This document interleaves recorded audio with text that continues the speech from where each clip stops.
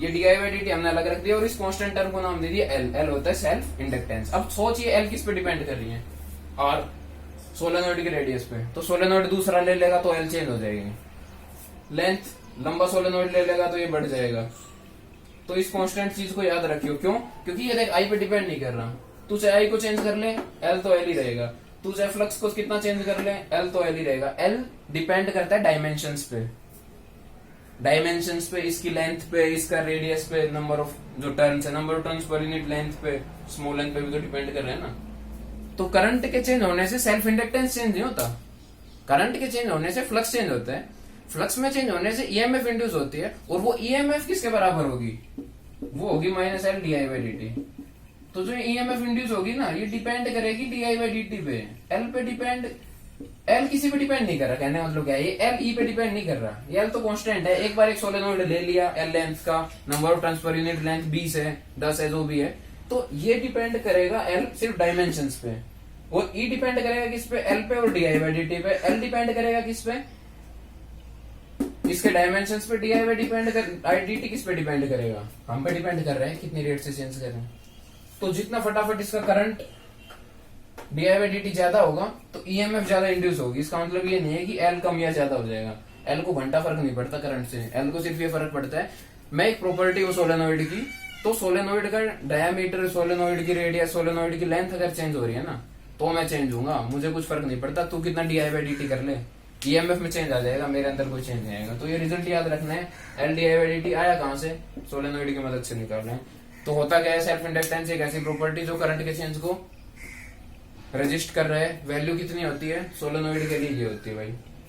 तो सोलेनोइड के लिए हमने समझा, हर एक मटेरियल की अलग अलग दिए रखे हैं क्वेश्चन के अंदर। इसकी यूनिट होती है हेनरी, आई थिंक, एक सेकंड बोलो, याद नहीं है मेरे, हेनरी। इसकी यूनिट है हेनरी, इसको बोलते हैं हेनरी। हेनरी भाई साहब नाम के ऊपर है तो है, क्या किया जा सकता है। तो ये होता है सेल्फ इंडक्टेंस। फील आनी चाहिए कि हो क्या रहा है, सेल्फ इंडक्टेंस क्यों चेंज, क्या होता है, क्यों पिक्चर में आया। क्योंकि उसे भाई चेंज पसंद नहीं है, बदलाव इसे पसंद नहीं है। अब एक सर्किट देखते हैं। मान ले सोलेनोइड, इसको भी ये जैसे इंडक्टर है, तो करंट यहां से बह रहा है, ठीक है।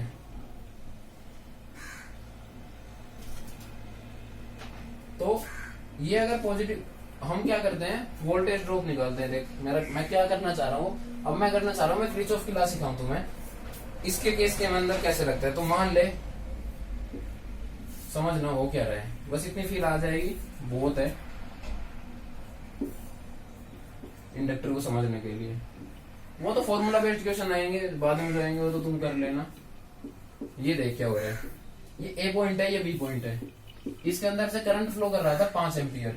तो जब 5 एम्पियर करंट फ्लो कर रहा है ना, तो ये इंडक्टर क्या कह रहा है, 5 कर रहा है, कांस्टेंट है, कोई दिक्कत नहीं है, मस्त मेरे से पास होगा, मैं कुछ नहीं करूंगा।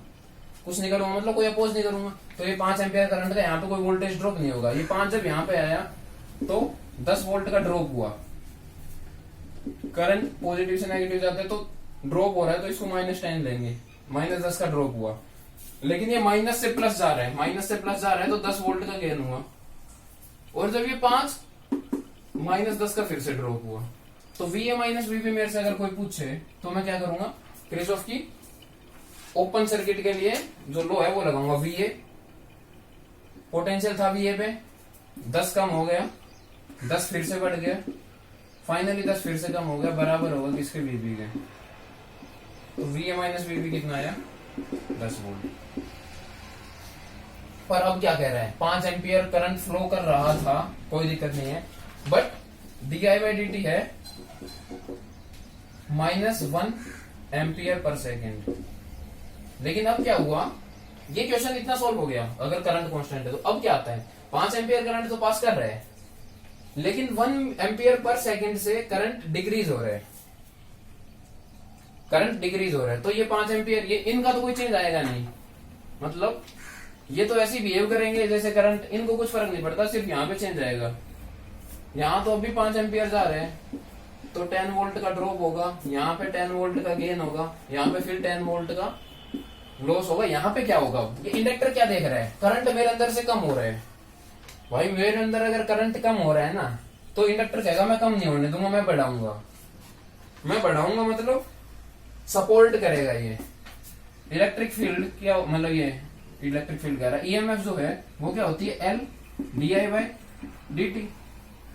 माइनस का मतलब है कि ये बढ़ाएगा, ये घट रहा था, ये माइनस साइन अगर तू साथ रखेगा तो ये प्लस हो जाएगा, लेकिन ये बात हमने सोच ली तो साइन लगाने की जरूरत ही नहीं है, हमें तो मैग्नीट्यूड निकालना है बस। एल कितना है इसका मान ले दे रखा है, कितना दे रखा है, 2 हेनरी, तो 2 D I by D T कितना है 1, तो 2 वोल्ट यहाँ पे डेवलप होगी।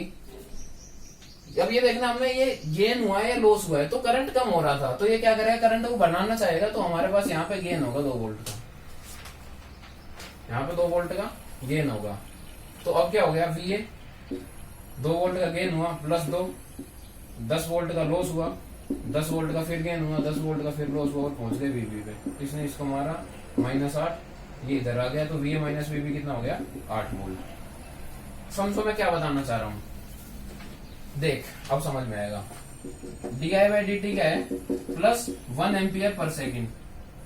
करंट 5 एम्पियर है, इनको कुछ फर्क नहीं पड़ता करंट चेंज हो रहा है नहीं हो रहा, रेजिस्टेंस को कुछ फर्क नहीं पड़ता, इसको चेंज फर्क पड़ता है। करंट बढ़ रहा है आपकी बार टाइम के साथ, प्लस 1 एम्पियर, हर एक सेकंड पे 1 एम्पियर करंट बढ़ जाएगा। ये क्या चाहेगा, करंट बढ़े नहीं, ये चाहेगा करंट घटे। ये करंट घटाने की कोशिश करेगा तो जो वोल्टेज वो बनेगी ना यहाँ पे, वो अपोज करेगी करंट का, तो अपोज करेगी यानी कि यहाँ पे वोल्टेज का लॉस होगा।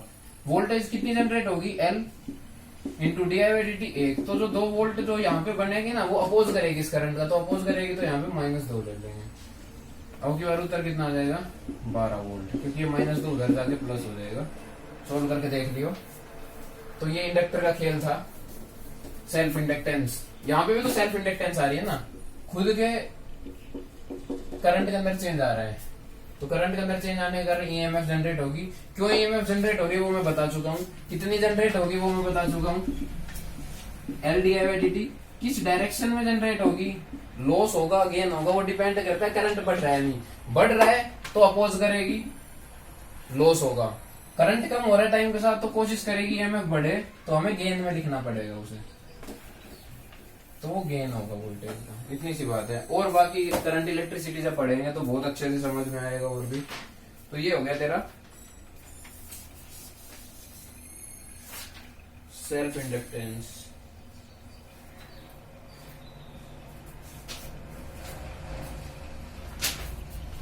तो ये सेल्फ इंडक्टेंस तुम्हारा हो गया भैया।